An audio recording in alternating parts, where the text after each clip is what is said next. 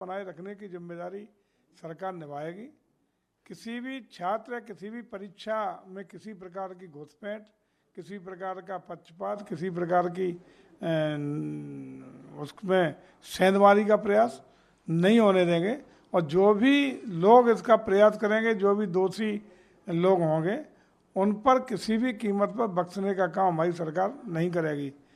ऐसा हमने तब भी आपसे कहा था कि ऐसा कानून हम लोग लाएंगे जिसमें थर थर कांपेंगे इस तरह के काम करने वाले लोग, और उसी के साकार उतारते हुए उसी के लिए एक कानून नया बना करके प्रदेश सरकार ने कल कैबिनेट से पास कराया है, जिसमें आजीवन कारावास की व्यवस्था है और पेनल्टी क्लॉज भी उसमें ज़बरदस्त लाया गया है। मैं समझता हूँ कि कोई भी अब नकल माफिया, परीक्षा माफिया इस तरह की जुर्रत करने की हिम्मत नहीं करेगा, और स्वच्छता के साथ, पारदर्शिता के साथ गुणवत्ता परक परीक्षा कराने में प्रदेश में कहीं कोई कोताही नहीं होने देंगे।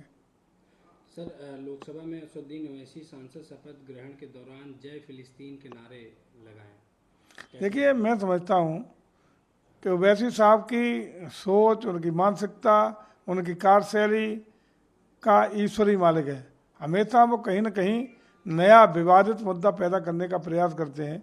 हिंदुस्तान में रहेंगे, हिंदुस्तान में खाएंगे, हिंदुस्तान की प्राण वायु लेंगे और फिलिस्तीन की जिंदाबाद बोलेंगे।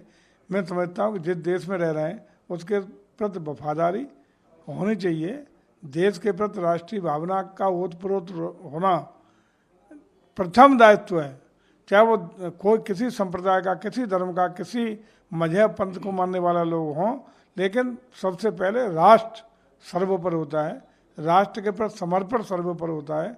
बोलना है तो भारत माता की जय बोलें, हिंदुस्तान की जय बोलें, अपनी जननी जन्मभूमि की जय बोलें, लेकिन दूसरे देशों की जय जयकार करना कहीं से भी कोई औचित्यपूर्ण मुझे लगता है कि नहीं है।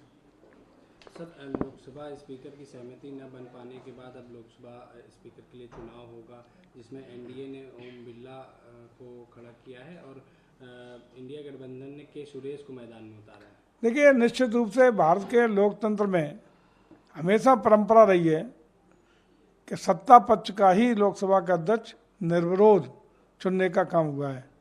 ऐसा पहली बार हो रहा है कि विपक्ष ने अपना उम्मीदवार खड़ा करके इस परंपरा को तोड़ने का काम किया है। हालांकि हम लोग तो बहुमत है, बहुमत की दम पर जीत ही लेंगे, लेकिन परंपराएं लोकतंत्र में जिंदा रहनी चाहिए, परंपराएं काम रहनी चाहिए।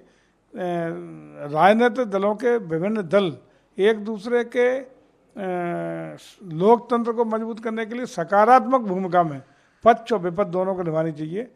विपक्ष सकारात्मक सुझाव, सकारात्मक अपना बात रखने का काम करें, ये तो होता है, लेकिन दुश्मनी की तरह भूमिका निभाने का जब काम शुरू हो जाता है तो देश के लिए शुभ नहीं है, लोकतंत्र के लिए शुभ नहीं है, भारतीय संवैधानिक व्यवस्था के लिए शुभ नहीं कहा जा सकता है। सर, इंडिया गठबंधन की तरफ से नेता विरोधी दल राहुल गांधी जी को चुना गया है। अच्छा, स्वागत है उनका। वो तो एक संवैधानिक व्यवस्था है, वो नेता प्रतिपक्ष चुने गए हैं, उनको बधाइयाँ। और हम उम्मीद करेंगे कि एक सकारात्मक विपक्ष की भूमिका का निर्वहन वो करें, तो यही राष्ट्र हित में, देश हित में, देश के भविष्य, उज्जवल भविष्य के हित में होगा।